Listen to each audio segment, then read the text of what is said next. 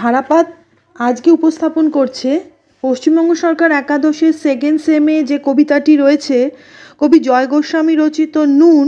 এই কবিতাটির সম্পূর্ণ লাইন ভিত্তিক একটা সহজ ব্যাখ্যা, প্রতিটি লাইনের একটা সহজবোধ্য মানে আজকে ধারাপাতের পক্ষ থেকে আমি উপস্থাপন করব। কবি জয় গোস্বামীর লেখা ভুতুম ভগবান কাব্যগ্রন্থের অন্তর্গত এই কবিতাটি নুন। কবিতাটি পশ্চিমবঙ্গ সরকার একাদশের সেকেন্ড সেমের পাঠ্য। তো এই কবিতাটিতে কবি মধ্যবিত্ত বাঙালির অতি সাধারণ মানের দিন যাপনের প্রতি দৃষ্টি আকর্ষণ করেছেন।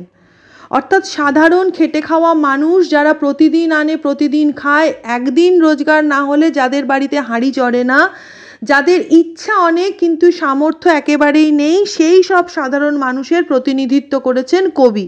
তাই কবিতাটিতে তোমরা সব জায়গায় দেখবে যে কবি নিজেকে তাদের প্রতিনিধি হিসেবে আমরা কথাটা উল্লেখ করেছেন, কারণ তিনি নিজেকে সেই সব মানুষদের সমগোত্রীয় করে তুলতে চেয়েছেন এই কবিতাটির মাধ্যমে। আমি প্রতিটা লাইন পড়ব এবং তার প্রতিটা লাইনের একটা সহজ মানে তোমাদের বুঝিয়ে দেওয়ার চেষ্টা করব। শুরু করলাম কবি জয় গোস্বামী রচিত ভুতুম ভগবান কাব্যগ্রন্থের অন্তর্গত নুন কবিতার প্রতিটি লাইনের একটি সহজবোধ্য মানে। আমরা তো অল্পে খুশি, কি হবে দুঃখ করে, আমাদের দিন চলে যায় সাধারণ ভাত কাপড়ে। সাধারণ মানুষের বক্তব্য আলোচ্য কবিতায় তুলে ধরেছেন কবি। তিনি যেন ওই সব সাধারণ মানুষের প্রতিনিধি হয়ে বলছেন আমরা অতি সাধারণ মানুষ, আমরা অল্প অর্থাৎ যৎ সামান্য পেলেই খুশি, না পাওয়ার জন্য দুঃখ করে কিছু হবে না। আমরা দিন গুজরান করি সাধারণ মোটা চালের ভাত ও লজ্জা নিবারণের মতো অতি সাধারণ বস্ত্রে। অন্ন বস্ত্র বাসস্থান মোটামুটি জীবন ধারণের এই অত্যাবশ্যক উপকরণগুলি জুটে গেলেই আমাদের জন্য যথেষ্ট। এরপর কবি বলছেন, চলে যায় দিন আমাদের অসুখে ধার দেনাতে, রাত্রিরেতে দু ভাইয়ে মিলে টান্দি গঞ্জিকাতে। আমাদের নিত্য অভাবের জীবনে অসুখ বিসুখ লেগেই থাকে। কোনো কঠিন রোগে যখন চিকিৎসার খরচ মাত্রা ছাড়িয়ে যায় তখন আমরা ধার দেনা করি। চূড়ান্ত অভাব, নিরন্তর অভাব, জাগতিক সমস্যা ইত্যাদির হাত থেকে সাময়িক নিষ্কৃতি পেতেই আমরা রাত্রিবেলা গঞ্জিকা অর্থাৎ মাদক বা গাঁজার আশ্রয় নিই। অর্থাৎ জগৎ যন্ত্রণা, দুঃখ, কষ্ট, অভাব, ধার দেনা ভোলার জন্য গাঁজার মাদকতার কাছে আমরা আত্মসমর্পণ করি। অর্থাৎ কিছুক্ষণের জন্য একটু রিল্যাক্স পাওয়ার জন্য, এইসব অভাব অভিযোগ দারিদ্র থেকে মুক্তি পাওয়ার জন্য আমরা অতি সাধারণ মানুষরা নেশায় আসক্ত হই, নেশা করি, করে কিছুটা জীবনের কষ্ট দুঃখ ভোলার চেষ্টা করি। এরপর বলছেন, সব দিন হয় না বাজার, হলে হয় মাত্রা ছাড়া, বাড়িতে ফেরার পথে কিনে আনি গোলাপ চারা। আমাদের মতো নিত্য অভাবী মানুষদের প্রতিদিন বাজার হয় না। যখন হাতে টাকা পয়সা থাকে তখন আবার বাজার হয় মাত্রা ছাড়া, অর্থাৎ তখন আর খরচের দিকে নজর দিই না। শখের কারণে বাজার সেরে বাড়ি আসার পথে গোলাপ গাছের চারা কিনে আনি। অর্থাৎ শৌখিনতার ইচ্ছা আমাদেরও রয়েছে, কিন্তু তা করার মতো অবস্থা বা অর্থনৈতিক স্বাচ্ছন্দ্য আমাদের নেই। এরপর বলছে, কিন্তু পুঁতব কোথায়, ফুল কি হবেই তাতে, সে অনেক পরের কথা, টান্দি গঞ্জিকাতে। গোলাপ চারা তো কিনে আনা হলো, কিন্তু যে ছোট্ট পরিসরে আমরা থাকি সেখানে ওই চারা পোতার কোনো জায়গাই নেই। আবার যদিও বা পোতা গেল তো ওই গাছে কি আদৌ ফুল হবে, এই প্রশ্নও মনে জাগে।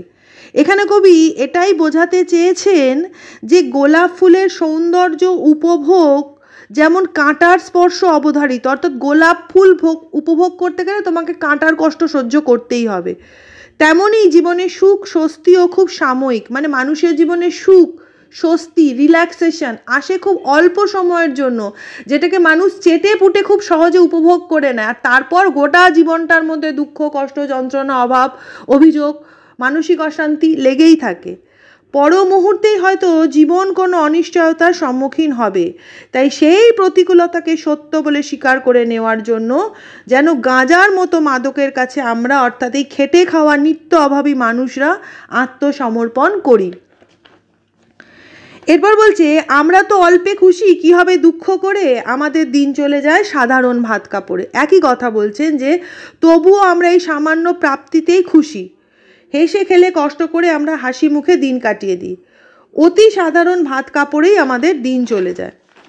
এরপর হচ্ছে মাঝে মাঝে চলেও না দিন, বাড়ি ফিরি দুপুর রাতে, খেতে বসে রাগ চড়ে যায়, নুন নেই ঠান্ডা ভাতে।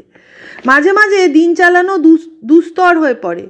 তখন মাঝরাতে উগ্র ক্ষুধার জ্বালা নিবারণের আকাঙ্ক্ষায় ভাতের থালায় নুনের অভাবে আমরা বিদ্রোহী হয়ে উঠি। মানুষের ন্যূনতম চাহিদার প্রতীক নুন, তার যোগানটুকু অর্থাৎ অতি সামান্য উপকরণটুকুও যখন যোগানো অসম্ভব হয়ে পড়ে তখন নিজেকে আর ঠিক রাখা যায় না।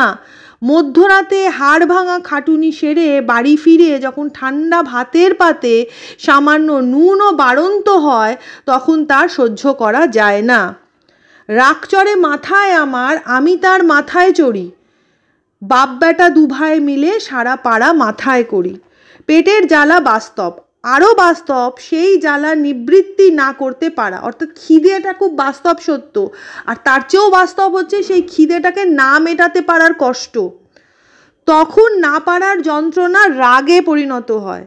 তখন সেই রাগ কারোর ওপর দেখাতে না পেরে বাপ বেটা জাগতিক জ্ঞানশূন্য হয়ে নিষ্ফল ক্রোধের প্রকাশ করা ছাড়া আর কোনো উপায় থাকে না। চিৎকার চেঁচামেচি করে সারা পাড়া মাথায় করে মনের কষ্ট কিছুটা হলেও নিবৃত্ত করার চেষ্টা করি তো কার তাতে কি, আমরা তো সামান্য লোক, আমাদের শুকনো ভাতে লবণের ব্যবস্থা হোক। এই যে দুটো লাস্ট লাইন, আমাদের শুকনো পাতে লবণের ব্যবস্থা হোক, এই লাইন দুটো তুলে বেশিরভাগ ক্ষেত্রে প্রশ্ন আসে। এটা হচ্ছে দাবি বা এই সমাজের কাছে আমাদের অধিকার আদায়ের দাবি, আমাদের বিদ্রোহ, আমাদের প্রতিবাদ। সেটা হচ্ছে কি, আমাদের শুকনো পাতে লবণের ব্যবস্থা হোক। নুন তো মানুষের অতি সামান্য চাহিদা।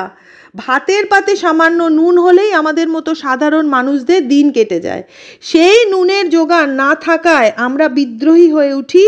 যে বিদ্রোহ হয়তো কোনো বড় আকার ধারণ করে না, তবুও সাময়িক রাগের বশবর্তী হয়ে মানুষের জীবনের ন্যূনতম চাহিদার কথা প্রকাশিত হয়ে পড়ে। মানে আমাদের চাই আমাদের শুকনো ভাতের পাতে লবণের ব্যবস্থা হোক, অর্থাৎ যে নুনটুকু ছাড়া ভাতটা খাওয়াই যাবে না। তরি তরকারি মাছ মাংসের আশা আমরা করি না, কিন্তু ভাতটা নুন ছাড়া আলুনি খাওয়া সম্ভব হয় না।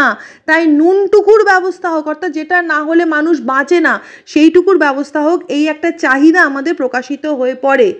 স্বাধীন দেশের নাগরিক হিসাবে সামান্য নুনের ব্যবস্থার জন্য কবি যে আবেদন জনগণের প্রতিনিধি হয়ে শাসক ও সরকারের উদ্দেশ্যে ছুঁড়ে দিয়েছেন, তা জনজীবনের প্রাত্যহিক শুকনো ভাতে প্রকৃতই কতটা নুনের যোগান মেটাবে তা নিয়ে প্রশ্ন থেকেই যায়। অর্থাৎ আমরা সাধারণ মানুষ দাবি তো করলাম, প্রতিবাদ তো করলাম, বিদ্রোহ ছোট আকারে একটা করলাম, কিন্তু শাসক বা সরকারের চোখ কি তাতে খুললো?